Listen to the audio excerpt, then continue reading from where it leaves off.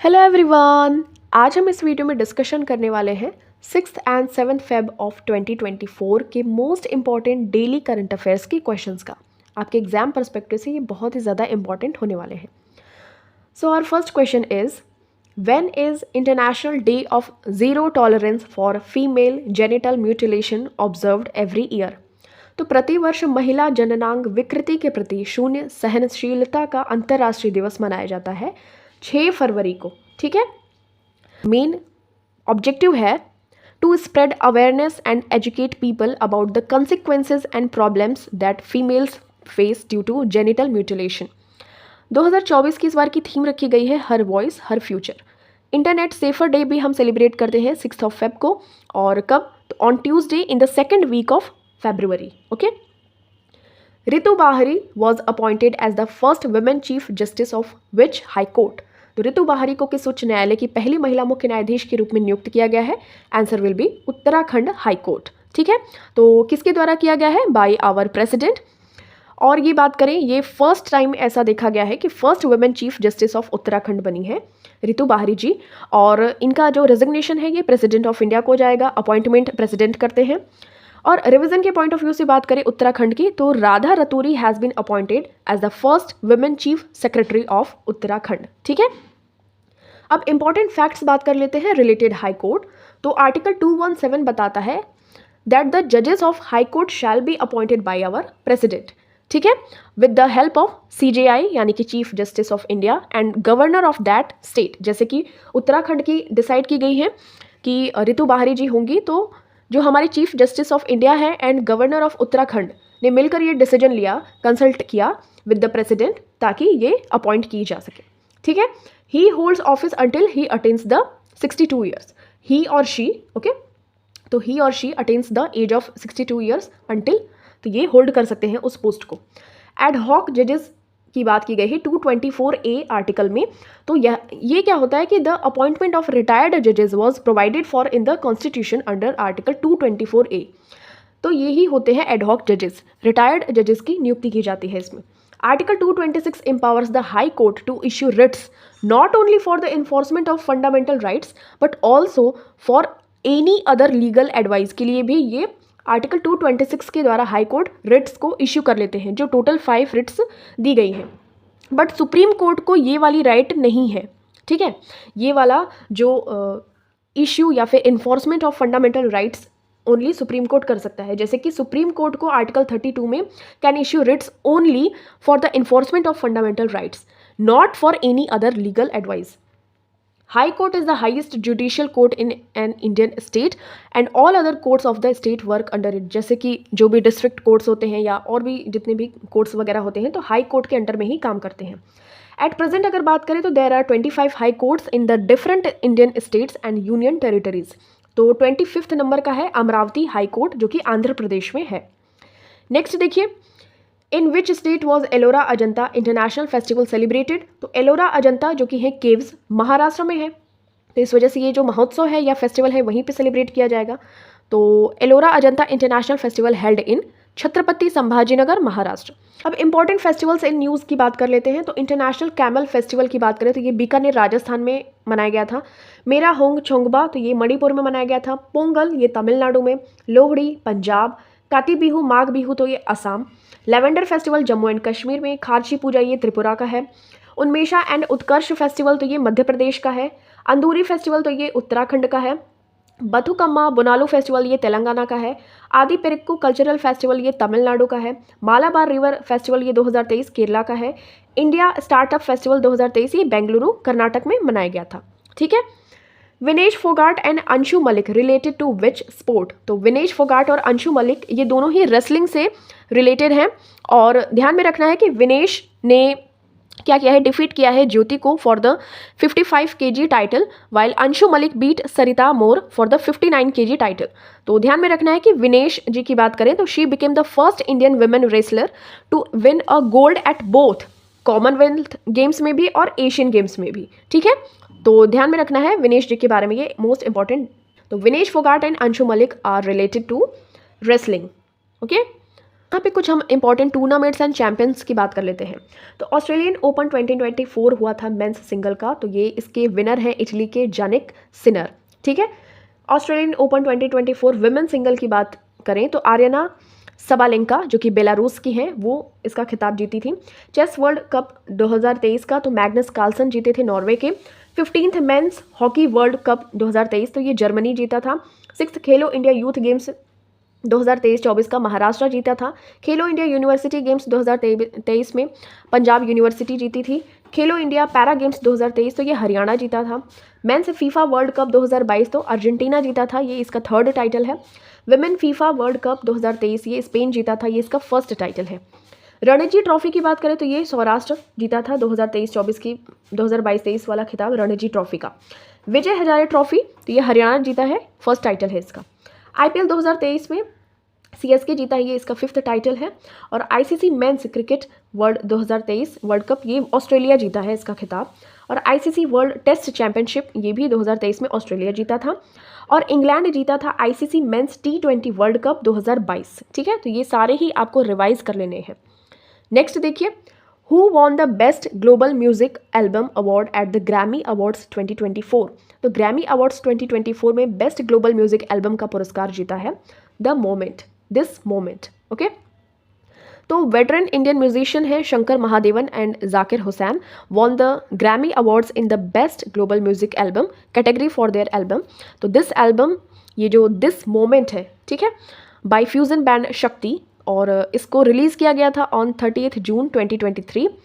Taylor Swift की बात करें तो won the best album of the year award for Midnights. Okay, the 66th annual Grammy awards 2024 were held in Los Angeles. तो ये held कहाँ किया गया था? लॉस एंजल्स में किया गया था।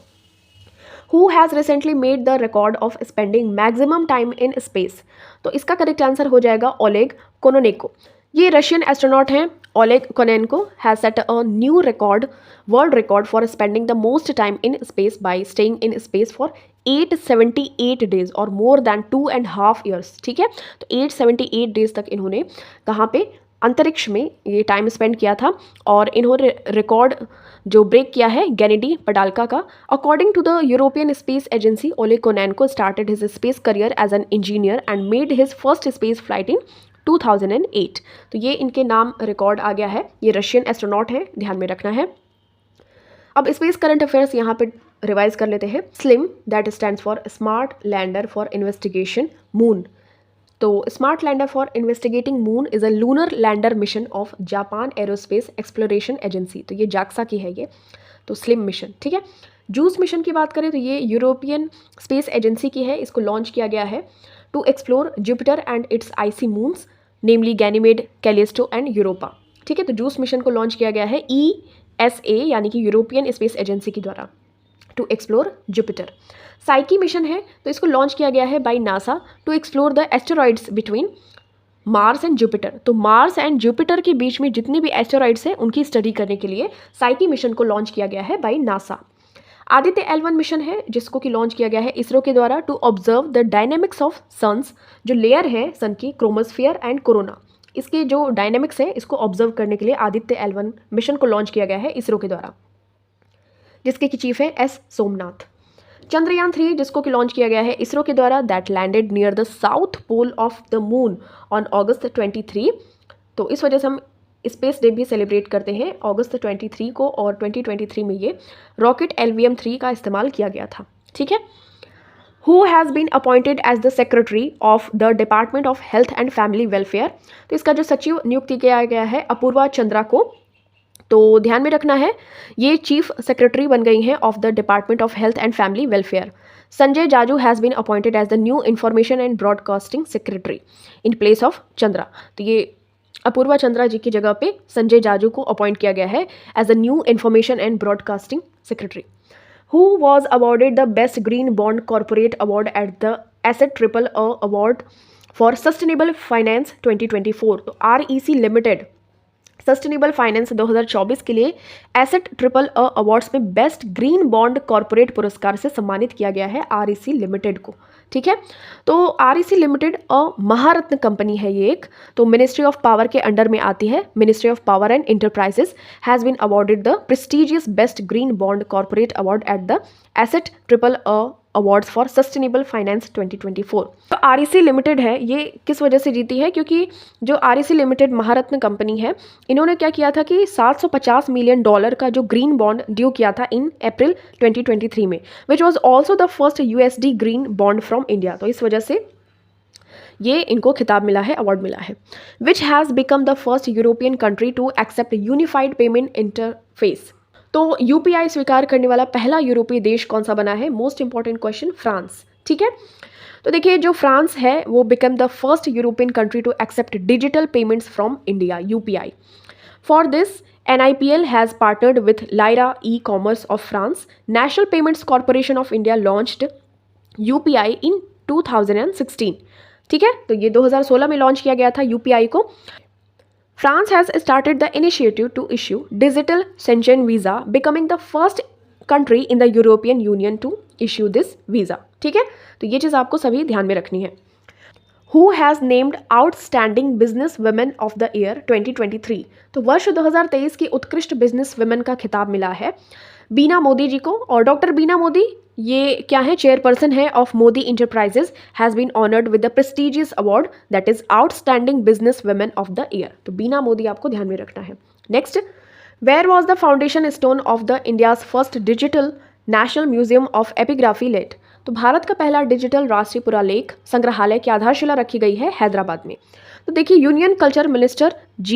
Kishan Reddy laid the foundation stone of the country's first digital national museum of epigraphy at the Salar Jung museum in Hyderabad.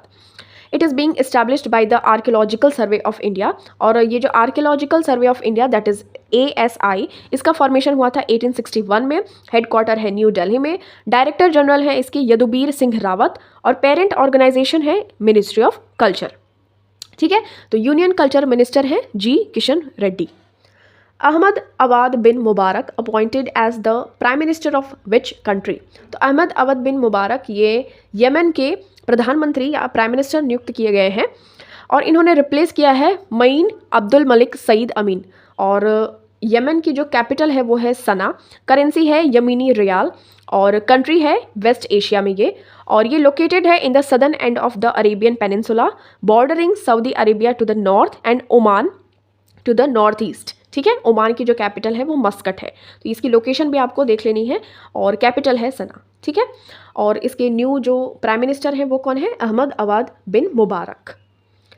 मेरा गांव मेरी धरोहर program is an initiative of which ministry? तो ये इसका करेक्ट आंसर हो जाएगा ministry of culture. Is preparing mapping and documentation of all the villages under the मेरा गांव मेरा धरोहर। तो ये नेशनल मिशन है on cultural mapping is being run in coordination with Indira Gandhi national centre for the arts under the ministry of culture. तो G. Kishan Reddy हैं ministry of culture. In which city is the first BIMSTEC aquatics championship being organised? इसका correct answer हो जाएगा न्यू दिल्ली। तो BIMSTEC aquatics championship 2024 is being organised in New Delhi. Central youth program and sports minister हैं अनुराग सिंह ठाकुर। ठीक है, इन्होंने इनॉग्रेट किया है फर्स्ट बिम्स्टेक एक्वाटिक चैंपियनशिप इन न्यू दिल्ली। तो ये 6 फेब से 9 फेब 2024 तक ये चलने वाला है। और ये बिम्स्टेक की बात करें तो उसको स्टैब्लिश किया गया था 1997 में। इसमें ग्रुप इंक्लूड्स ऑफ 7 कंट्रीज़। तो इसमें 7 कंट्रीज़ हैं बांग्लादेश, भूटान, इंडिया, नेपाल, श्रीलंका, म्यांमार और थाईलैंड। तो ये सभी आपको इन्फॉर्मेशन ध्यान में रखनी है। अबाउट बिम्स्टेक की बात करें तो it is a regional organisation that was established in 1997 with the signing of the Bangkok declaration. ये चीज़ आपको ध्यान में रखनी है कि थाईलैंड की जो कैपिटल है बैंकॉक डिक्लेरेशन पे साइन करने के बाद में ये इसको एस्टैब्लिश किया गया था 1997 में। इनिशियली ये इसको बिस्ट EC ऐसे करके जानते थे, जैसे कि B for Bangladesh, India, Sri Lanka, Thailand और economic corporation. It became renamed BIMSTEC. तो ये 1997 में following the inclusion of Myanmar, तो म्यांमार आ जाता है उस टाइम पे, तो ये बिम्स्टेक बन जाता है। 7 कंट्रीज इसमें है बांग्लादेश, भूटान, इंडिया, नेपाल, श्रीलंका, म्यांमार और थाईलैंड, जिसमें से जो भूटान है और नेपाल है ये 2004 में 2004 में इसमें इंक्लूड होते हैं। तो BIMSTEC charter was signed and adopted during the 5th BIMSTEC summit held in the virtual format in Colombo, Sri Lanka. 2022 में ये बिम्स्टिक सम्मेलन हुआ था, ठीक है, 2022 में। हेडक्वार्टर है इसका ढाका, बांग्लादेश में, और सेक्रेटरी जनरल है इंदिरा मानी पांडे, ये इंडियन है, ठीक है, इंदिरा मानी पांडे। तो now this question is for you. You have to give me the correct answer of this question in comment section. So the question is, when is World Cancer Day celebrated every year? तो प्रति वर्ष विश्व cancer दिवस कब मनाया जाता है? आपके ऑप्शंस हैं 2 फरवरी, 3 फरवरी, 4 फरवरी, 5 फरवरी। Thank you so much for watching this. मिलते हैं आपसे नेक्स्ट वीडियो में। टिल देन टेक केयर, अपना खूब सारा ख्याल रखिए।